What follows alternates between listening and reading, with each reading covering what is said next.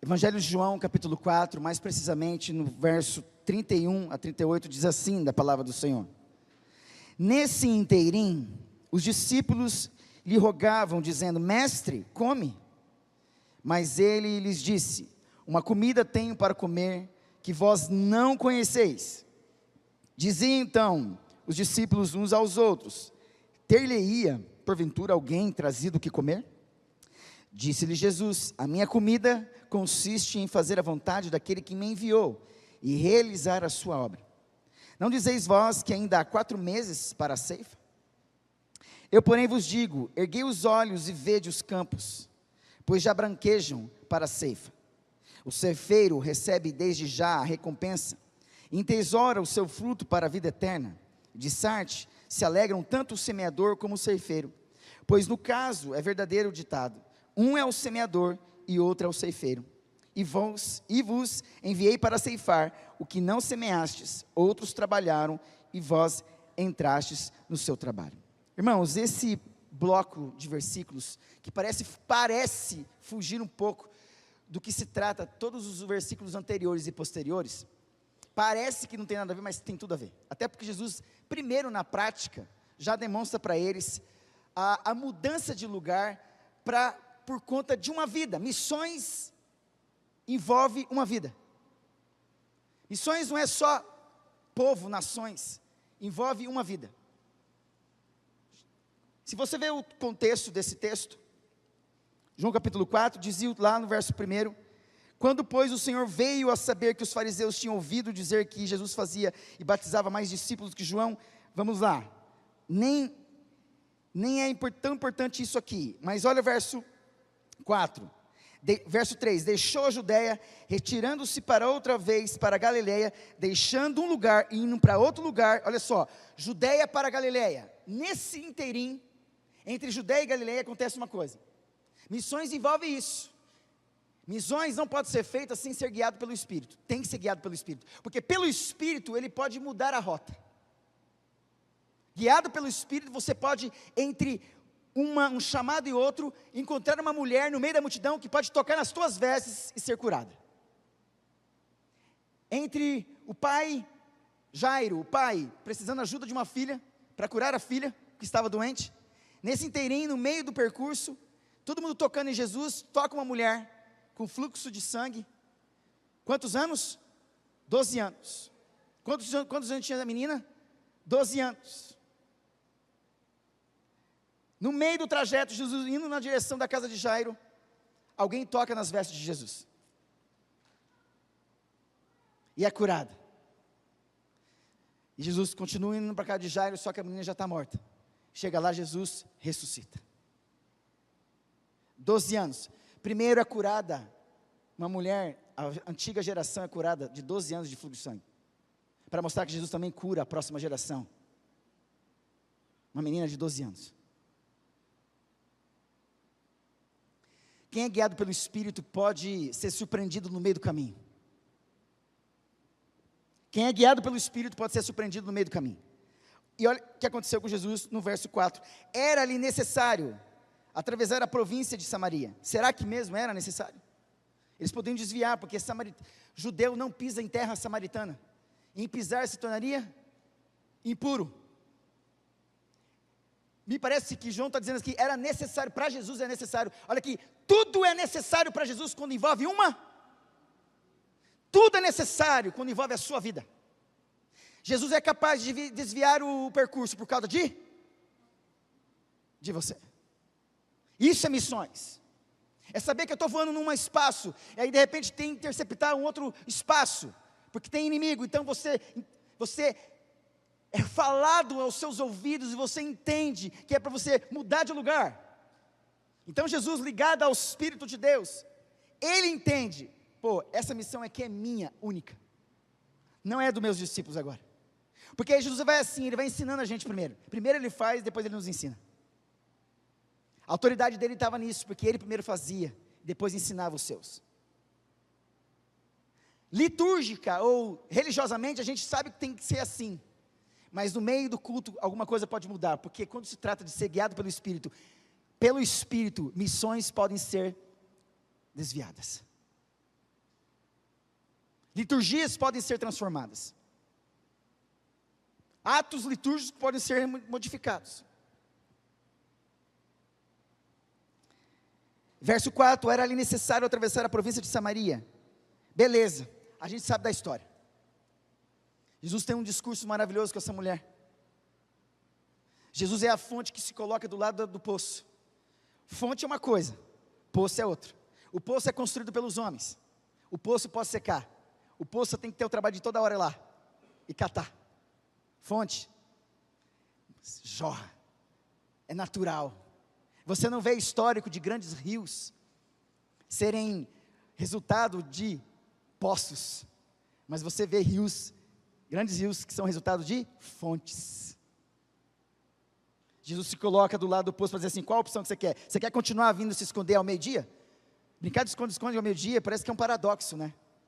Porque era o único momento que não tinha ninguém lá, ninguém ia meio-dia, só a pino para pregar água. Então ela ia exatamente meio-dia para se esconder. Aletheia, verdade, não se esconder.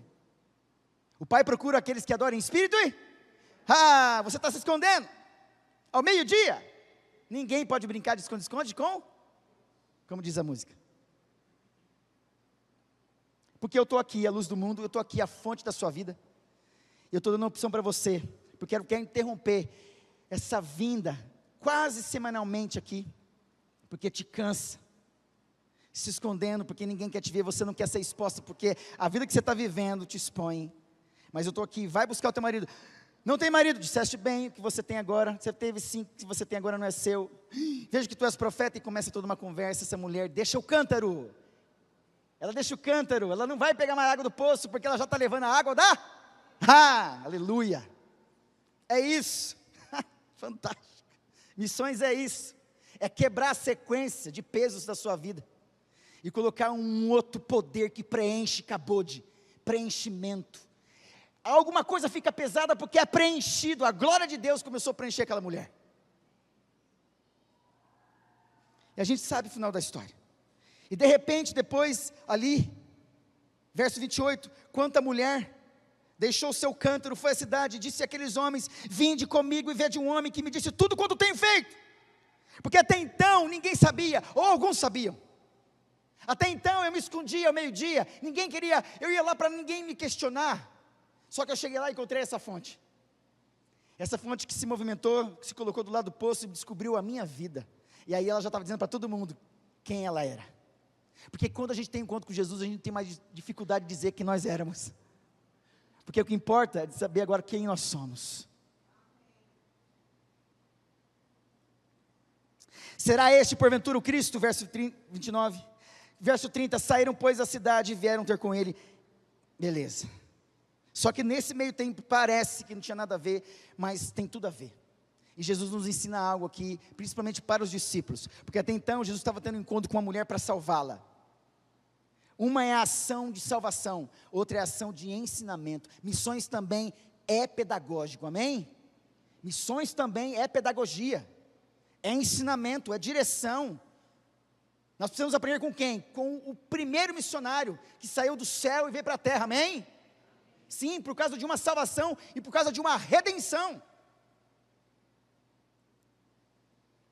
Jesus usa o contexto de uma conversa informal para expor verdades espirituais profundas sobre sua missão redentora e a chamada para missões. Aqui dentro desse perícope, esses versículos poucos aqui, ele mostra que o campo está pronto para a colheita e chama os seus alunos sem luz para participarem ativamente. E esse texto aqui em particular nos ensina, como cristãos, como nós devemos enxergar missões à luz do chamado soberano de Deus e de sua graça, amém? Soberano, presta atenção, por que soberano? Era necessário passar por Samaria. Como assim? Judeu não pisa lá. Sim, na visão de Deus você pode pisar.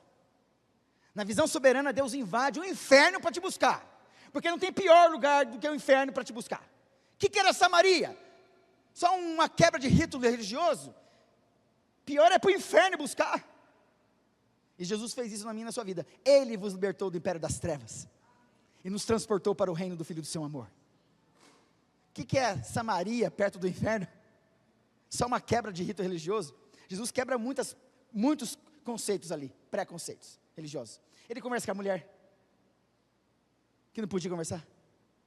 Ele entra em Samaria, vixe, tem tanta coisa que quebra ali. E ali, só que Jesus, ele entende que essa quebra é necessária, sabe por quê? Porque envolve vida, e quando envolve vida, você pode fazer qualquer coisa para salvar. E não pode pular nessa piscina com roupa, só com roupa de banho, não é? Não é assim? Em alguns clubes? Tá, aí tu tá vendo o teu filho miserável morrendo afogado, aí tu tá de vestido, tu vai colocar o biquíni na sua casa, voltar lá e tu vai ver só na glória o teu filho. O que você vai fazer? Você pula de vestido, filho. Se o vestido subir, não interessa, vai embora, não é assim? É ou não é, meus irmãos? É isso, porque uma vida está em perigo. A vida vale mais que qualquer outra lei, amém? Por isso que Jesus morre indevidamente aos olhos humanos, mas devidamente aos olhos de Deus, para nos salvar, porque quem teria que morrer lá, somos nós. Irmãos, esse texto, à luz do chamado soberano de Deus e de sua graça redentora, é o seguinte: nós devemos enxergar missões, nesse caso, como a satisfação, a vontade de Deus, a satisfação da vontade de Deus. Missões para Deus tem a ver com a vontade dEle. Deus deseja missões através da igreja, amém? Da igreja, Deus deseja missões. Deus é um Deus de missões, amém? Deus é um Deus de missões, e Jesus nos ensina isso, ensinando para os discípulos. O que ele fala aqui, no verso 31, 34? Nesse inteirinho os discípulos lhe rogavam, dizendo: come. Mas ele lhes disse: uma comida tenho para comer, que vós não conheceis. Satisfação, quando a gente fala de comer, a gente tem satisfação. Uma comida tenho para comer. Satisfação, de fazer a vontade do meu Pai, que é comer a comida do meu Pai. É isso, é isso. Olha o verso. Diziam então eles, os discípulos, uns aos outros: teria porventura alguém trazido o que comer? Disse-lhe Jesus: a minha comida consiste em fazer a vontade daquele que me enviou a realizar a sua obra. É isso, satisfação em fazer a vontade de Deus. Olha aqui, deve ser motivo de comida, prazer da igreja fazer missões. Quando a igreja não tem essa fome, está com foco errado. Quando ela não trabalha para isso, está errado. Que satisfação é essa? Se a fome é de Jesus também, se a fome vem da cabeça, se a cabeça que dá sinal para que alguma coisa já está com fome aqui dentro, não é assim? Se não tivesse cabeça, você não ia sentir fome, você ia morrer. E outra, sem cabeça já ia estar morto. É na cabeça que você tem um sinal de que tem fome. Se o cabeça que é Cristo dessa igreja, então ou a igreja está desconectada da cabeça que é Cristo. Se Cristo é o cabeça dessa igreja, então nós temos que ter as reações da fome do céu para a terra, de evangelizar esse povo em nome de Jesus, amém? Então, se está faltando fome de missões nessa igreja, é porque nós estamos desconectados com o cabeça que é Cristo. Porque Ele mesmo diz aqui: eu tenho uma comida para comer, e essa comida é fazer a vontade do meu Pai. Primeira lição é isso, a satisfação da vontade de Deus. O verdadeiro alimento do cristão é cumprir a vontade de Deus em missões. Jesus rejeita o alimento físico que aponta para a sua prioridade, realizar a obra do Pai. Ele sabia que sua missão incluía alcançar os perdidos, com uma mulher samaritana em a cidade que ela influenciaria. Uma vida que influencia a outra. Meu Deus, Jesus precisa de uma vida para gerar um movimento para as outras pessoas. Jesus quer salvar vidas através de outras pessoas. Um convidado, uma ilustração, um convidado como Hudson Taylor, mesmo em condições difíceis na China, dizia: a obra de Deus feita do modo de Deus jamais cuidará dos recursos de Deus. Olha só, a obra de Deus feita do modo de Deus jamais cuidará dos recursos de Deus. Ele se alimentava da certeza de estar no centro da vontade divina. Isso. Qual a aplicação prática? Como cristãos devemos refletir: qual é a nossa verdadeira prioridade? Estamos preocupados com as nossas necessidades físicas ou em participar do avanço do reino de Deus? Estamos preocupados com isso? O antagonismo aqui é o seguinte: o mundo ensina que a realização pessoal vem da própria satisfação, mas Cristo nos chama a encontrar alegria em servir aos outros e em obedecer à vontade de Deus, amém? É isso. O mundo ensina uma coisa, mas Deus ensina outra. Então, tenha a fome de Deus, E a fome de Deus é fazer missões, amém? Pregar o evangelho para as outras pessoas. Eu tenho uma comida para comer. A minha comida é pregar o evangelho às outras pessoas. Salve uma vida, você vai ver, pode toda uma família ser salva. Toda uma aldeia sendo salva, como foi com a mulher samaritana. Segundo ponto, que é a compreensão que nós devemos ter como igreja, sobre o chamado soberano de Deus e missões, é o seguinte: a urgência da colheita espiritual. A urgência, ao verso 35 e 36. Não dizeis vós que ainda há 4 meses até a ceifa? Jesus usa um exemplo comum da época. Eu, porém, vos digo, erguei os olhos e vede os campos, pois já branquejam para a ceifa. Jesus usa um exemplo comum da época, que todo mundo enxergava como se o campo já estava branco, e ele fala de um modo espiritual, fala, olha, eu estou enxergando que está pronto, é só pregar o evangelho. Desde o tempo que Jesus chegou e se manifestou como Filho de Deus, já é tempo, Jesus já chegou, já é tempo de pregar o evangelho. O campo está branquejando faz tempo, é a gente que não está enxergando isso. Está aqui, meu Deus do céu, está aqui. A urgência da colheita espiritual. O campo missionário é pronto e exige urgência. Jesus desconstrói a mentalidade de que uma missão poderia ser adiada. Ele desconstrói. Não, vamos projetar isso, vamos fazer isso. Não, erguei os olhos e vejo os campos. Erguei os olhos e vejo os campos. Ele usa aqui, a palavra theomai, que é a palavra teatro no grego. Theomai. Ergue os olhos, você não fica lá embaixo na plateia? Ergue os olhos e veja o grande teatro. Os campos estão brancos. Ele aponta para a colheita imediata, referindo-se àqueles samaritanos que vieram até ele. Uma ilustração dentro desse segundo ponto da urgência da colheita. Imagine um agricultor que hesita em colher a sua safra. Uma colheita apodrece. Assim é no campo missionário. O tempo é agora. Quem é que planta hoje e vê crescendo, pronto para colher e não faz? Vai levar prejuízo. Será que nós estamos tendo prejuízos como igreja em não obedecer?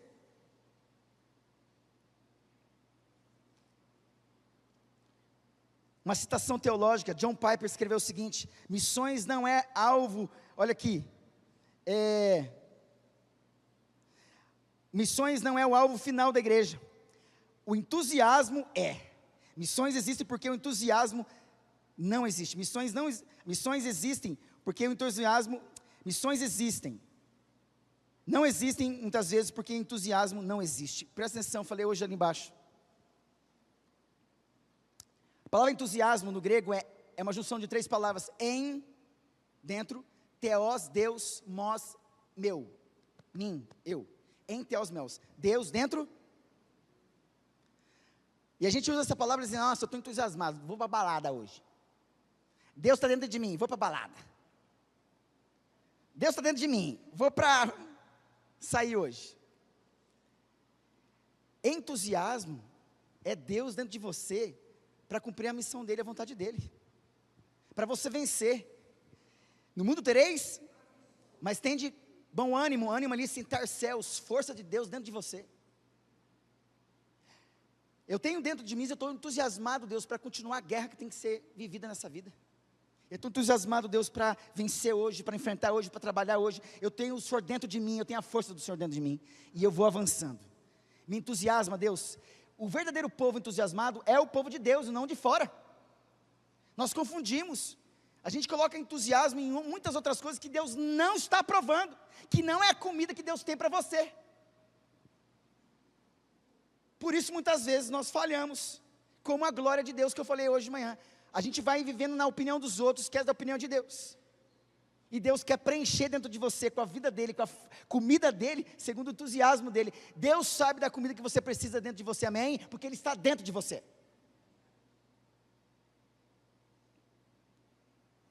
Uma aplicação prática dentro desse ponto é, Deus está nos chamando para olhar ao nosso redor. Colegas de trabalho, vizinhos, amigos, que precisam do Evangelho. Estamos adiantando essa missão por conveniência? O antagonismo é o seguinte: a procrastinação espiritual é um inimigo da obediência. Não devemos cair na tentativa de dizer depois. Você mora quantos anos do lado do seu vizinho? Você faz o mesmo trajeto para a padaria que você vai comprar pão, há quanto tempo? Ontem, à tarde, eu fiz um programa diferente com meu filho Levi do meio, e ele insiste mais do que todos os outros. Ele é muito insistente. Ele é a viúva que importuna aquele juiz iníquo. Meu Deus! Pai, vamos comigo no MAC, vai ter jogo das meninas, a professora dele. A professora dele era atacante da equipe feminina de futebol, que é a técnica dele, lá no Água Viva.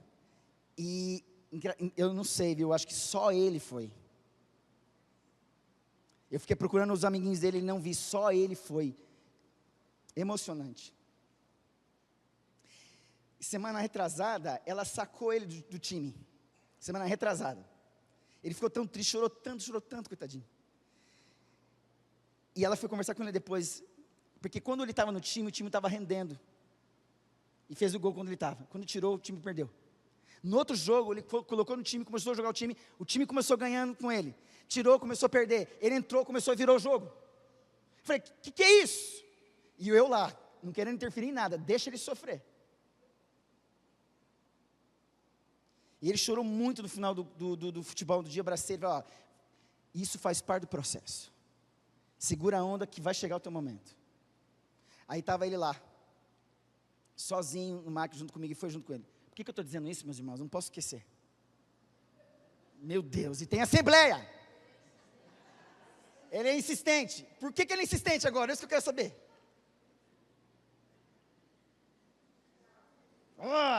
Meus irmãos, me perdoe, deixa eu ir para outro ponto. Não dá para terminar. Gente, por que tanta volta? Queria falar, é muito importante.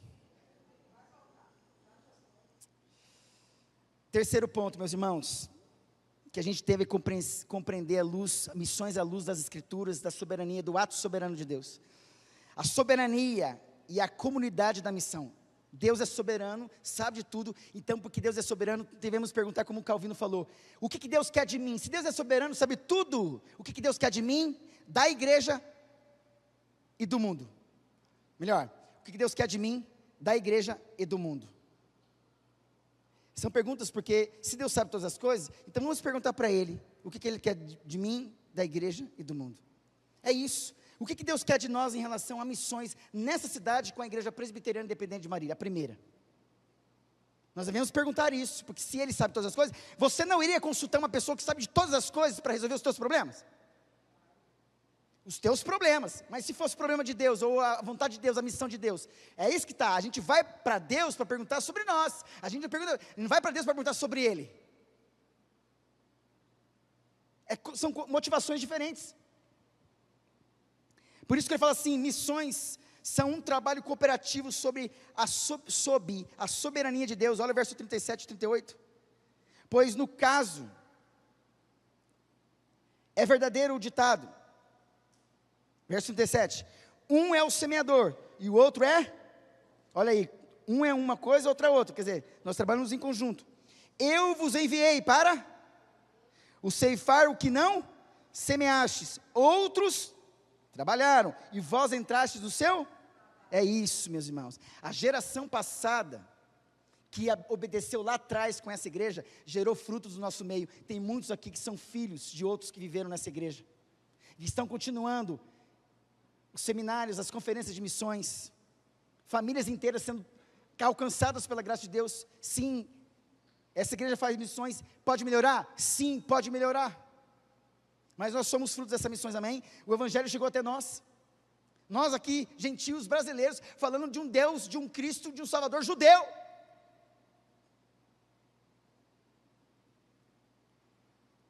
A exposição é o seguinte, Jesus revela que tanto o semeador quanto o ceifeiro têm papéis importantes.